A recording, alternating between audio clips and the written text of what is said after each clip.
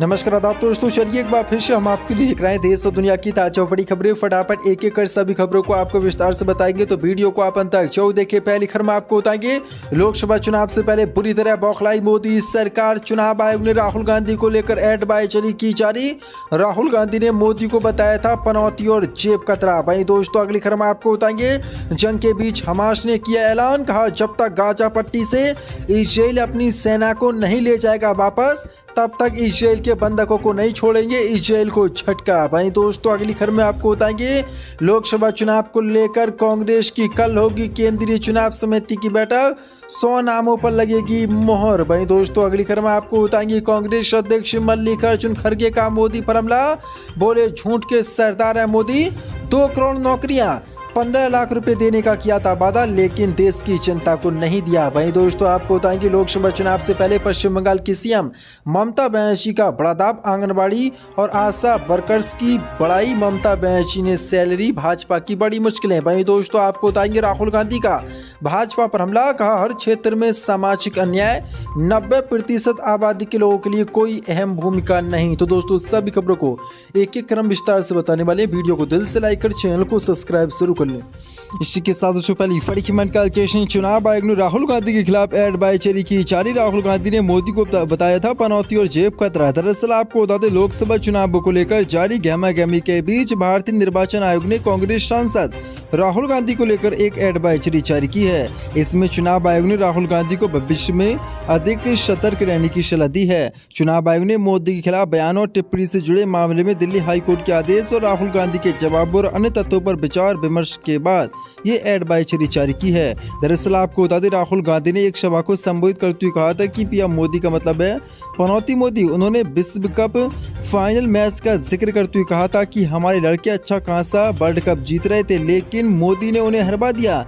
इसके अलावा जेब कतरे वाले तंज पर नोटिस जारी किया गया है। उसकी कहानी लगातार राहुल गांधी हर सभा में सुना रहे हैं और मोदी पर हमला बोले हैं। राहुल गांधी कहते हैं, जेब काटने के लिए 3 लोग आते हैं, एक जेब कतरा ध्यान भटकाने की कोशिश करता है, दूसरा पीछे से आकर जेब काटता है, तीसरा खड़ा होकर देखता रहता है और आक्रमण करने की फिराक में रहता है। जेब कतरे की तरह ध्यान भटकाने वाले प्रधानमंत्री मोदी हैं, जेब काटने वाले अडानी हैं और लाठी मारने वाले अमित शाह हैं। अब इसी बयानों को लेकर राहुल गांधी के खिलाफ लोकसभा चुनावों से पहले चुनाव आयोग ने ये एडवाइजरी जारी कर दी है। इसी के साथ हमास ने इजराइल से युद्ध रोकने से किया साफ इनकार, कहा गाजा से सभी इजरायली सेना चाहे वापस तभी रुकेगा युद्ध। दरअसल आपको बता दें, हमास और इजराइल के बीच पिछले 5.5 महीने से भीषण जंग जारी है। इस जंग में अब तक इजराइल के हमले में गाजा में 30,500 फिलिस्तीनी मुसलमान शहीद हो चुके हैं। लेकिन इसी बीच अब बड़ी अपडेट निकल के सामने रही। हमास के वरिष्ठ नेता ओसामा हमदान ने बड़ा बयान दिया है। उन्होंने कहा कि बचे 134 इजरायली कैदियों को तभी रिहा किया जाएगा जब स्थायी युद्ध विराम लागू हो जाएगा और इजराइल की सेना गाजा से इजराइल के लिए वापस लौट जाएगी। हमदान ने कहा कि पिछले 2 दिनों में संगठन ने कतरी और मिस्र के मध्यस्थों के सामने स्पष्ट रूप से ये विचार रखे हैं।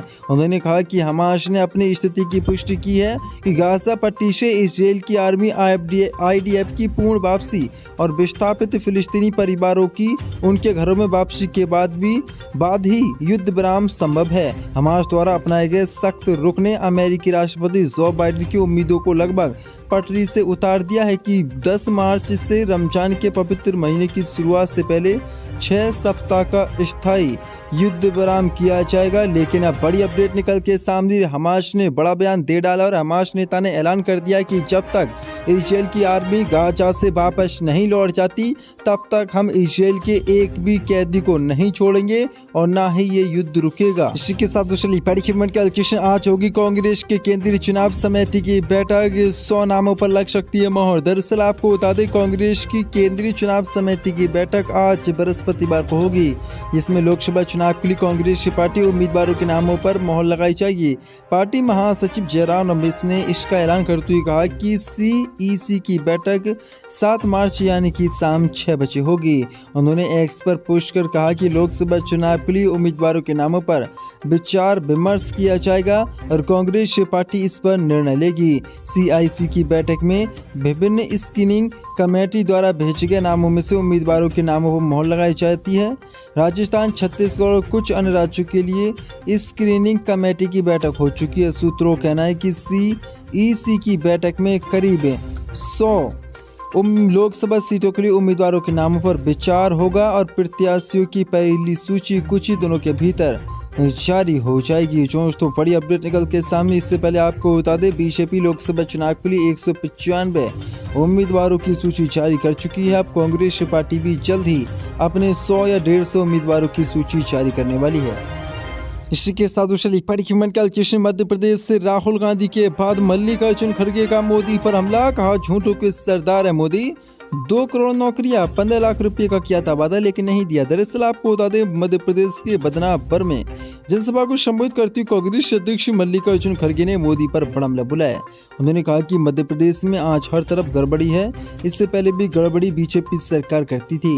15 दिन पहले शिवराज सिंह चौहान जी गुलबर्गा आए थे। उन्होंने कहा कि राहुल गांधी और मल्लिकार्जुन जी से मिलकर कांग्रेस को खत्म करने का काम कर रहे हैं। जब मैं एयरपोर्ट पर उतरा तो वहां के लोगों ने मुझसे पूछा कि शिवराज सिंह चौहान ने ऐसा कहा, तो मैंने पूछा कि शिवराज सिंह चौहान को बीजेपी से क्यों निकाला गया, क्या बीजेपी खत्म हो रही है इसलिए आपको निकाला गया। मैंने कहा कि आप पहले इसका जवाब दीजिए, बाद में मैं जवाब दूंगा। शिवराज सिंह चौहान ये भूल गए कि व्यायाम घोटाले में हजारों करोड़ का घोटाला हुआ। हम लोगों ने इस मुद्दे को संसद में उठाया, लेकिन शिवराज सिंह चौहान ने इस पर कुछ नहीं बोला।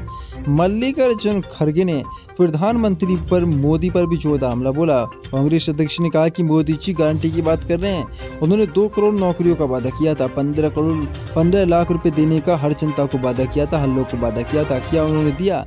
नहीं दिया। वह हमेशा झूठ बोलते रहते हैं। वह झूठों के सरदार है। वह ED पीछे लगाते हैं, CBI पीछे लगाते हैं। यहाँ के विधायकों को खरीद कर हमारी सरकार गिराई। जीतने के बाद भी गिराने वाले लोग बीजेपी के लोग हैं। दोस्तों बड़ी अपडेट है, बड़ा हमला मल्लिकार्जुन खड़गे ने ये प्रधानमंत्री मोदी पर बोला है। इसी के साथ राहुल गांधी का भाजपा पर हमला, कहा हर क्षेत्र में सामाजिक अन्याय, 90% आबादी के लोगों के लिए कोई अहम भूमिका नहीं। दरअसल आपको बता दें, कांग्रेस नेता राहुल गांधी ने मंगलवार को मध्य प्रदेश में भारत जोड़ो न्याय यात्रा के दौरान आरोप लगाया कि देश के हर संस्थान में सामाजिक अन्याय व्याप्त है। उन्होंने दावा किया कि 90% आबादी वाले पिछड़े, दलित और अन्य श्रेणियों के सदस्य भी किसी प्रमुख पद पर नहीं है। भारत जोड़ो यात्रा के शनिवार को मध्य प्रदेश में प्रवेश करने के बाद राहुल गांधी मंगलवार को शाजापुर में एक खुली जीप पर बैठकर जनसभा को संबोधित कर रहे थे। राहुल गांधी ने कहा कि इस देश में पिछड़े वर्ग के लोगों की आबादी कितनी है, ये 50% है, तो दलित 15%, अनुसूचित जनजाति ST 8% और अल्पसंख्यक 15% हैं, जो कुल मिलाकर 90% होता है। अब आप शीर्ष उद्योगपति और शीर्ष कंपनियों के प्रबंधन की सूची निकालें तो आपको इस 90% वर्ग से सम्मिलित एक भी व्यक्ति नहीं मिलेगा। उन्होंने दावा किया कि मीडिया में भी यही स्थिति है। आपको पिछड़े, दलित, ST वर्ग से आने वाला एक भी बड़ा पत्रकार नहीं मिलेगा। राहुल गांधी ने बड़ा दावा करते हुए आगे कहा कि टीवी एंकरों के साथ साथ मीडिया मालिकों के साथ भी यही स्थिति है। उन्होंने कहा कि इसी तरह यदि आप नौकरशाही को देखें तो केंद्र में 90 IAS अधिकारी पूरे देश का बजट आवंटित करते हैं।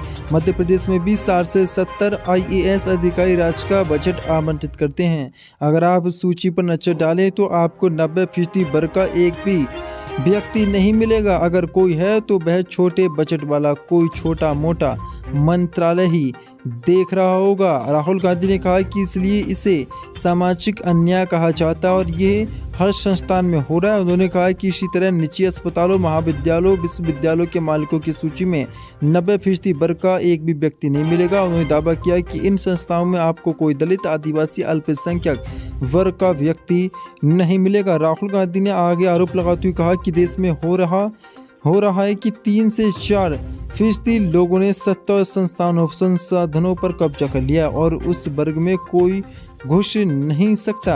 उस सबसे ऊपर अडानी, अंबानी बैठे हैं और 30-40 नौकरशाह IAS अधिकारी वहाँ हैं जो सभी निर्णय लेते हैं। उन्होंने सत्तारूढ़ बीजेपी सरकार पर लोगों को धर्म, जाति और भाषा के आधार पर आपस में लड़ाने का आरोप भी लगाया। कांग्रेस अध्यक्ष ने कहा कि पटवारी, पुलिस और अन्य पदों के लिए सरकारी नौकरियों की परीक्षाओं के पेपर लीक होने से गरीबों के बच्चों को काफी परेशानी होती है, जबकि 3-4% वर्ग के बच्चों को परीक्षा के प्रश्न पत्र उनके फोन पर मिलते हैं और वे केवल उसमें उल्लेखित 5 प्रश्नों की तैयारी करते हैं।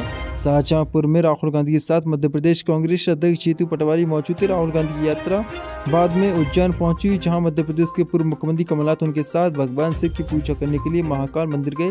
कांग्रेस सूत्रों के मुताबिक राहुल गांधी ने महाकाल मंदिर में राज्य और देश के लोगों के लिए प्रगति के लिए प्रार्थना की। तो बड़ी अपडेट निकल के सामने आ रही है।